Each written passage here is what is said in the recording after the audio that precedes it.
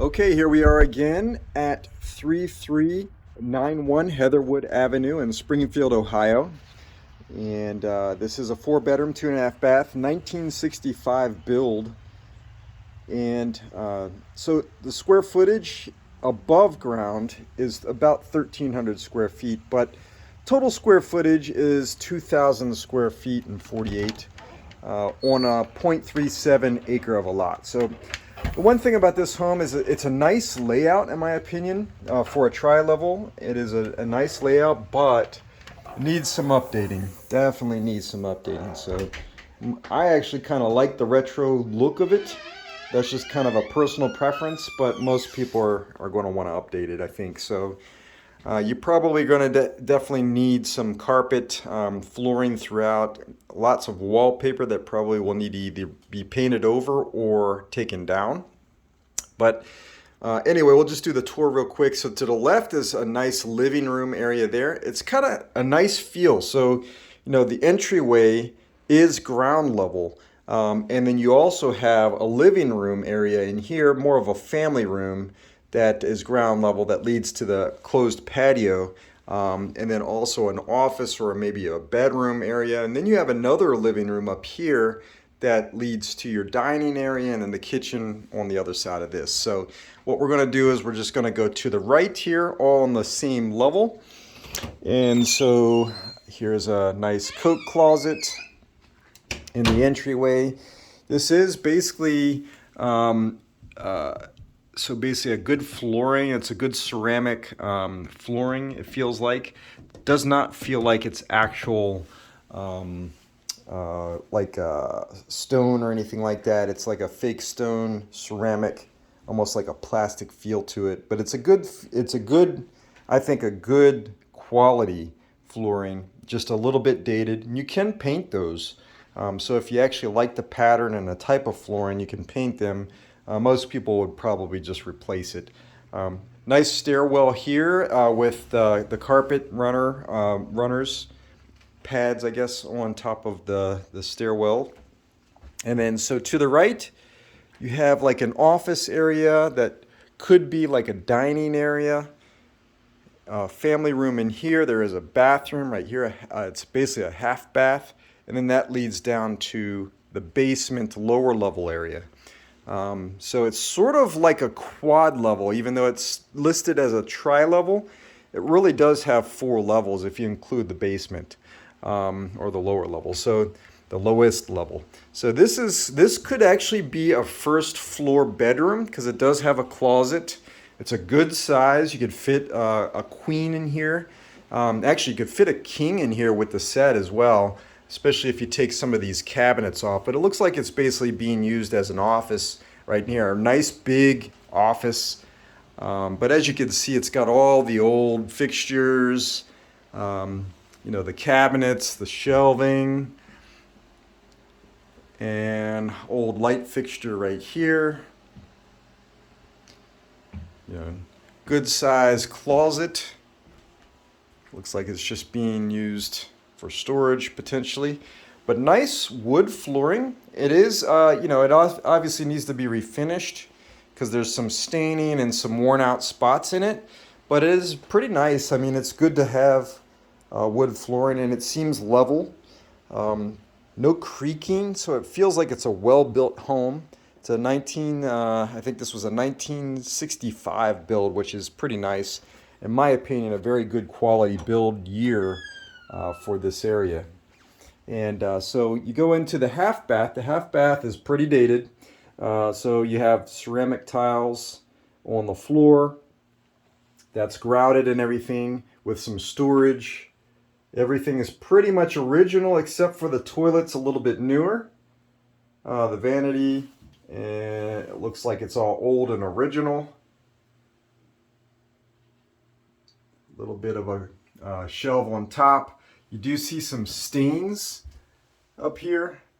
So there probably was a leak at some point above here, and I think that is the bathroom area on the top level. So, okay, this is a nice feel, in my opinion. This is a nice family room. They have a nice fireplace right there with the mantle. Good size room. and it also leads into the back patio area. And then we'll just take a quick look at the garage. This is where this leads to the garage. So the garage, 2-car garage. It's a little bit smaller on the narrow side of it, but deep. So you can actually have like a work area back here and park 2 cars in here. But the reason why I say it's pretty narrow is that side, as we'll see in a second here, doesn't have much space. There's about, maybe I'd say 4 inches, 3 to 4 inches right there. So, on this side, you basically wouldn't be able to open your door too well if you're parked in here. But you could park, if you're just by yourself or if you want to get somebody out of the car before you park into the garage, you definitely can fit 2 cars in here. And lots of storage. This is pretty neat to have some shelving up there for some storage. There is a pull down attic right there. And that side also has some area to open up. It's a little bit more. I'd say that's about 6 inches, maybe 7 inches right there. So you can actually open the door and not have to worry about, squeezing out of your car. And it looks like they actually have a compressor set up right here. So I don't know if that conveys or not, but compressor set up to basically use your tools and that kind of stuff. Kind of a neat idea. And then you have behind here a little overhang porch area. It's not a closed-in porch necessarily, but it is a nice little area over here. It's covered. There is some flaking on the ceiling. I don't know how old the ceiling is. So, if that, this is a 1965 bill, which basically is older than the 1978 mandate for lead paint. So, meaning basically the lead paint is probably throughout this house. And if you have flaking like that, then you're going to have some issues potentially with lead paint if you're worried about it, which many people are, and no judgment there. So if you are, you are. So there's definitely some moisture intrusion in here. So this is a built-in overhang right here with moisture coming in. So it's kind of like a shed in a way, built-on shed. And then that leads into the closed-in area back there, which is kind of nice with windows around it. But it's kind of a nice little area here if you just update it a little bit and fix it. I don't know how much moisture intrusion is coming in through here and whether that roof was done well, but that would be something to consider. But a nice little overhang and then a nice garage in here. So, okay, I'll lock that there. So you have some cracking, but minor in my opinion. I've seen much worse. This is a little bit worse right here, where it separates and then it goes down just a little bit on this side, where this is a little bit up and this is a little bit down. But otherwise, it's in pretty good shape to me. I wouldn't worry about that too much. You could get it sealed up fairly cheap. And everything else looks pretty good. So definitely all the carpet is older. Looks like it potentially is original. Actually, we'll just go out in the porch. Probably could have just went on the other side there, but we'll go on the closed-in porch area. Now the closed-in porch area, the ceiling is sagging in some spots. So you see it right here.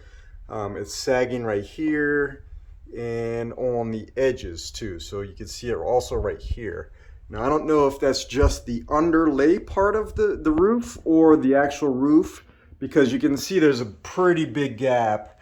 I don't know if you can see it or not. There's a gap in there between this part right here that's hanging, and it's pretty solid, so it doesn't seem like it's, there's moisture intrusion or anything like that. It's just potentially not held up with enough screws or reinforcements, so that might be why it's actually hanging. But there was some paint on here, so I don't know, if they're covering up anything. It doesn't feel soft necessarily. This is definitely giving right here, but this needs to be looked at for sure. I would say that there are some probable issues with the roof there, especially what I'm seeing around the trim. It's just hard to say with just a visual. You know, so this is falling down. That could be indicative of moisture on the other side. But everything does feel pretty solid.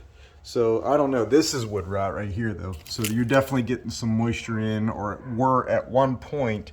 This is all got moisture issues on there. So, you know, there's water basically leaking from the ceiling, or was at one point in there. So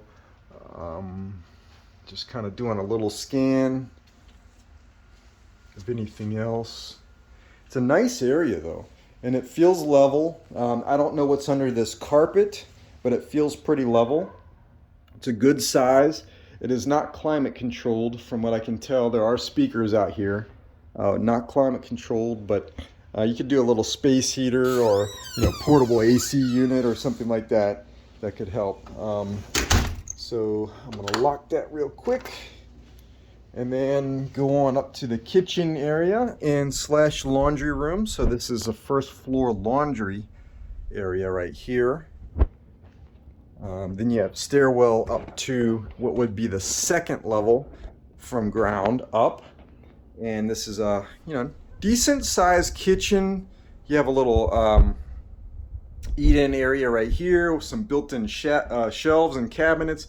You have a little bit of a pantry area here, which is kind of nice.